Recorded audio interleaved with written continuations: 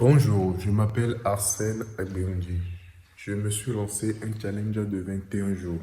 Actuellement, je suis au 15e jour. Le but de ce challenge est très simple, c'est celui de faire tous les matins du sport et de la lecture. Concernant le sport, j'ai commencé avec 50 pompes et j'ai incrémenté d'une pompe chaque jour. Actuellement, je suis, comme je l'ai dit, au 15e jour, donc je dois faire 64 pompes. Concernant la lecture, je incrémente aussi d'une demi-page. Actuellement, je dois lire 7 pages et demie. Donc, nous allons très vite commencer avec les 64 pompes. Let's go!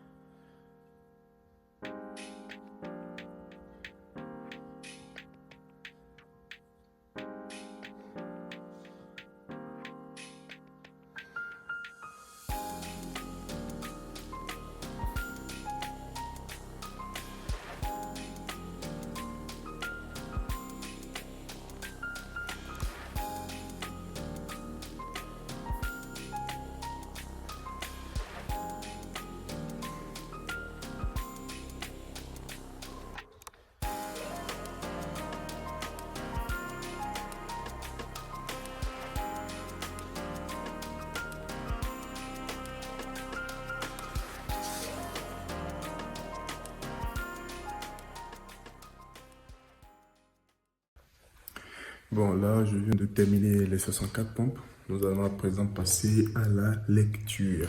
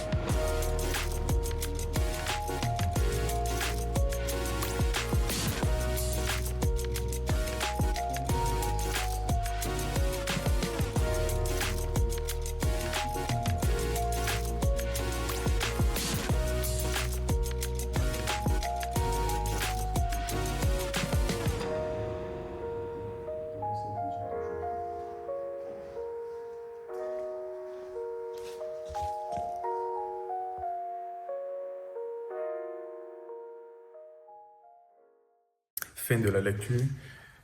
Dans cette séquence, nous avons justement parlé la dernière fois de 4 couples qui étaient composés de 4 filles et de 4 étudiants à Paris. Ces 4 étudiants étaient de divers horizons du pays et qui étaient venus voilà, pour les études. Et ils ont formé 4 couples et ils allaient ensemble. Voilà, ils s'amusaient ensemble. Mais justement, j'avais dit dans la journée d'hier, que ces 4 garçons avaient en griffe abandonné ces filles-là parce qu'ils devaient repartir chez le parent et continuer leur vie. Ils les avaient parlé d'une surprise, les avaient invités, mais finalement, c'était pour leur poser la paix ou du moins c'est pour les abandonner. Donc là, je viens de lire que l'un des couples, ou l'une des 4 filles, était en temps tombée enceinte de son copain de l'époque qui était parti et qu'elle a essayé de lui envoyer qu'elle lui envoie des lettres qui n'ont pas abouti. Et finalement, elle a eu une fille qu'elle a appelée Cosette. C'est pas son vrai nom. Je ne vais pas maintenir son vrai nom. Cosette était bien plus mémorable. Elle a un vrai nom. Et sa maman, justement, affectueusement, lui a donné le nom de Cosette. Et justement, le fait d'avoir un enfant sous la main et son père était un gros problème pour cette dame-là, qui s'appelle Fantine, justement. Elle était la plus jeune des 4 filles. Et là, elle a essayé de s'occuper de son enfant jusqu'à l'âge de 3 ans. Et justement, dans cette époque-là, on est dans les années 1800, faire un enfant sans père, c'était vraiment difficile. Elle avait beaucoup de mal à joindre les deux bouts. Donc, elle avait décidé de partir dans une autre ville, je pense à Paris, ou voilà, je sais plus trop où, pour aller trouver du travail. Et chemin faisant, elle était tombée sur une dame qui avait ses 2 filles, pratiquement du même âge que sa fille à elle, et ses filles s'amusaient. Et elle avait vu que ses filles avaient l'air heureuses, et ça l'avait touchée. Donc, elle s'est rapprochée de leur mère et lui a proposé de s'occuper de sa fille contre rémunération. Donc, cette famille-là ils s'appellent les Thénardier. Voilà, ils ont accepté de garder sa fille contre rémunération et chaque mois, elle devait envoyer de l'argent depuis la ville où elle est partie pour permettre de s'occuper de sa fille. Malheureusement pour elle, elle est tombée sur une famille de Visla. Ils ont bien accepté, elle est partie, elle a commencé à envoyer l'argent comme prévu et tout. Mais malheureusement, il s'occupe très mal de son enfant. Il l'a en griffe, la traite très mal dans le sens où on a expliqué que sa fille mangeait un peu mieux que le chien et elle mangeait plus mal que le chien et un peu mieux que le chat. Et on disait aussi qu'elle mangeait le reste du repas de tout le monde. En gros, on peut dire que sa fille se faisait maltraiter. Donc, comme quoi, c'est un peu difficile de faire confiance aux gens, surtout quand il s'agit de son enfant, d'un premier regard. Mais elle n'avait pas trop le choix. On ira dans la suite ce qui va se passer, si elle va s'en rendre compte, si elle va pouvoir sortir son enfant de cette situation. Donc, c'est là que s'arrête la séquence de l'étude d'aujourd'hui. Et je vous dis à demain pour la suite.